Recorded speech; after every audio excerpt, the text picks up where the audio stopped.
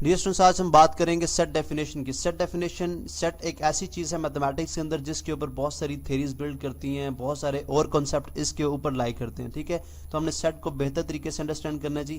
ہم بات کرتے ہیں set is a collection of well defined. ٹھیک ہے، collection of well defined. First اس کے اندر کی ٹرم ہے ڈیفینیشن کے اندر collection of well defined.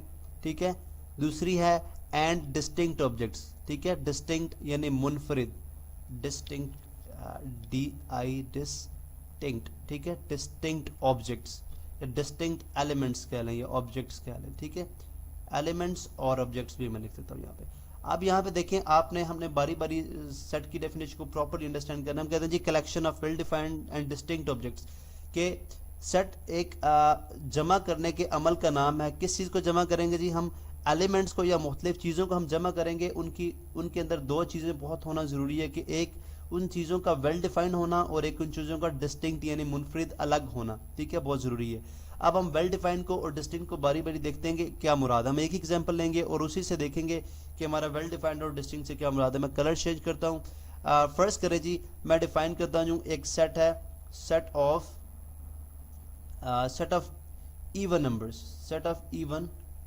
Numbers. ٹھیک ہے، اب یہ میں نے ڈیفائن کر دیا سیٹ آف ایون نمبرز کو. ٹھیک ہے، اب جب میں سیٹ آف ایون نمبرز کو ڈیفائن کروں گا تو آف کورس ہمارے پاس سیٹ آف ایون نمبرز ہم جو ہیں کس طرح سے ڈیفائن کریں گے. اگر میں اس کو پرنتھسس میں بریسز کے اندر لکھوں، بیکاز یہ بریکٹ ہے جس کو درمیانی بریکٹ بھی بولا جاتا ہے یا بریسز بھی بولا جاتا ہے. ہم جنرلی سیٹ کو جب ایلیمنٹس اس کے لکھتے ہیں، جب اس کے رکن ہم لکھتے ہیں تو ہم بریسز کے اندر لکھتے ہیں. ٹھیک ہے، اس پہ ہم بات کریں گے، لیکن فی الحال ہم جو ہے ڈیفینیشن ایگزامپل کی بات کرتے ہیں کہ ہمارے پاس سیٹ آف ایون نمبرز میں جیسے ہے لیٹس سے 0.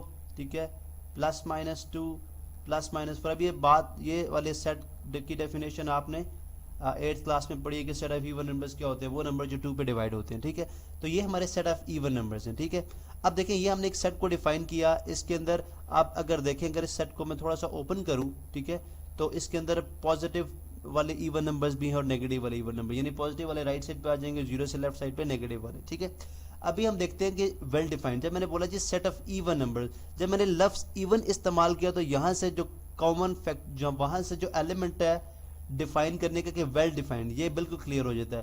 اگر میں سمپلی بولوں کہ سیٹ آف نمبرز، ٹھیک ہے، اب سیٹ آف نمبرز کے اندر ہر طرح کا نمبر اس کے اندر آ سکتا ہے، 1 2 3 4 5، چاہے وہ ایون ہو، آڈ ہو، rational, irrational, natural, whole numbers, کچھ بھی.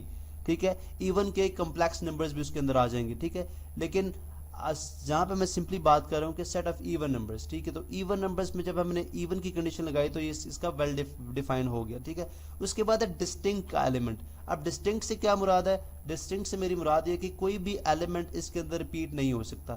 جیسے اگر میں لکھوں کہ اگر میں لکھتا ہوں جی ایک ہمارے پاس سیٹ آف ایون نمبرز کو میں ایسے لکھتا ہوں، لیٹ سپوز اسی چیز کو اگر میں دوبارہ سے لکھوں تو میں لکھوں جی 0 +-2 +-4 +-2 اینڈ سو آن. ٹھیک ہے، اور اگر آپ دیکھیں تو اب یہاں پہ یہ سیٹ نہیں ہے، چونکہ اس کے اندر اگر آپ دیکھیں کہ +-2 جو ہے یہاں پہ بھی ہے اور +-2 جو ہے وہ یہاں پہ بھی ہے، تو اس کا مطلب ہے کہ اس کے ایلیمنٹس جو ہیں ڈسٹنکٹ نہیں ہیں، منفرد نہیں ہیں، یعنی ایلیمنٹ ریپیٹ ہو رہے ہیں. ٹھیک ہے، ایلیمنٹس اس کے اندر ریپیٹ ہو رہے ہیں. ابھی لیٹسٹ جو ڈیفینیشنز ہیں، لیٹسٹ ریسرچز ہیں، وہ یہ بات کر رہی ہیں کہ ایلیمنٹس ریپیٹ ہو سکتے ہیں، لیکن ہم چونکہ اگر اس فریم آف ریفرنس کے اندر بات کی جائے تو ہمیں میتھمیٹیکل بہت سارے کانسیپٹس چینج کرنے پڑیں گے. اس لیے ہم جو ہے یہی ڈیفینیشن ہے جس کے اوپر پوری تھیریز بیس کرتی ہے، ہم اسی پہ کنسنٹریٹ کرتے ہیں. تو ہم بات کریں جی کہ ایلیمنٹس جو ہیں وہ سیٹ کے اندر ریپیٹ نہیں ہو سکتے. کیونکہ اگر آپ دیکھیں لیٹ سپوز اگر ہم کسی بک کی پبلشنگ کرتے ہیں، لیٹ سے فزکس کی ایک نئی بک آئی ہے یا میتھمیٹکس کی بات کریں، میتھمیٹکس کی ایک نئی بک ہے، اس کی پبلشنگ، اس کی ہم نے جو ہے وہ پرنٹنگ کی ہے اور ہم نے جو کاپیز پروڈیوس کی ہیں یا کاپیز جو بنائی ہیں وہ لیٹ سپوز 3000 ہے.